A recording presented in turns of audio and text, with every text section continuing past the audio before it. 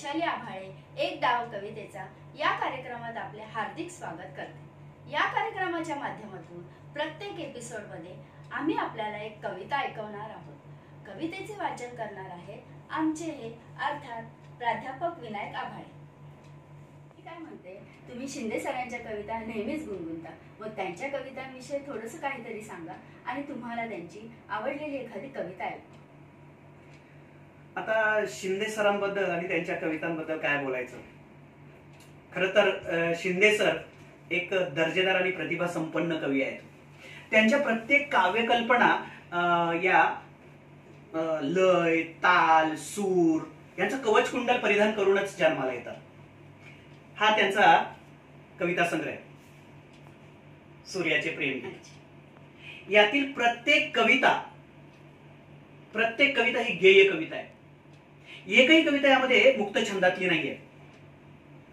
रसानुकूल चाली, नादानुकूली शब्द, विषयानुरूप भाषा आणि जागजागी त्यांनी इतकी सुंदर अशी प्रतिमानी प्रतीकांची उधळण केलेली आहे की त्यांच्या कविता खूप गोड वाटतात। विविध अलंकारांनी त्यांची प्रत्येक कविता बाह्यांगी जशी नटलेली आहे तशीच सुंदर अशा भावना किंवा आपण त्याला म्हणूया भावना चातुर्य, भावना सौंदर्य, कल्पना चातुर्य, कल्पनेचा विलास म्हणूया हवं तर, आणि त्याचबरोबर त्यांनी इतके सुंदर विचार मांडलेले आहेत। त्या विचारांच्या सामर्थ्यांनी त्यांची कविता अंतरंगी सुद्धा ओतप्रोत भरलेली आहे।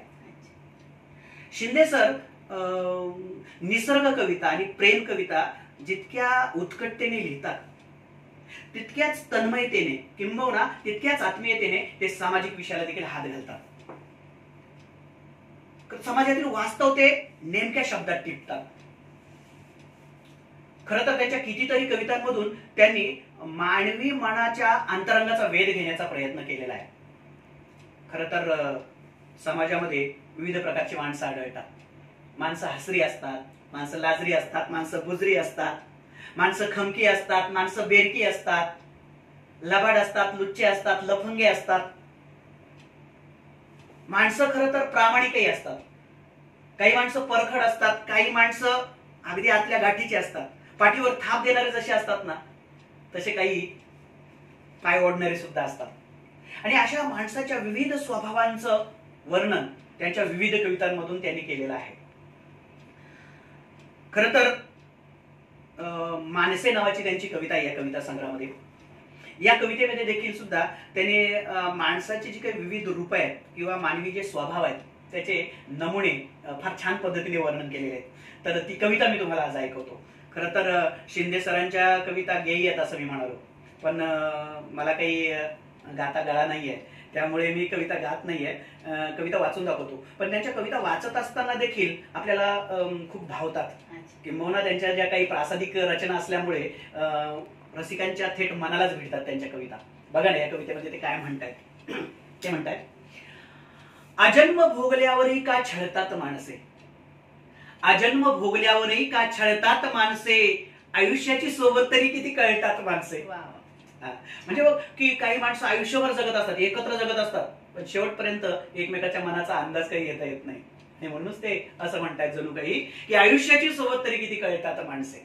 पुढे ते असं म्हणतात, शिशिरातल्या पानगळीसारखी गळतात माणसे, शिशिरातल्या पानगळीसारखी गळतात माणसे, रंगण्याआधी चित्रातूनही पळतात माणसे।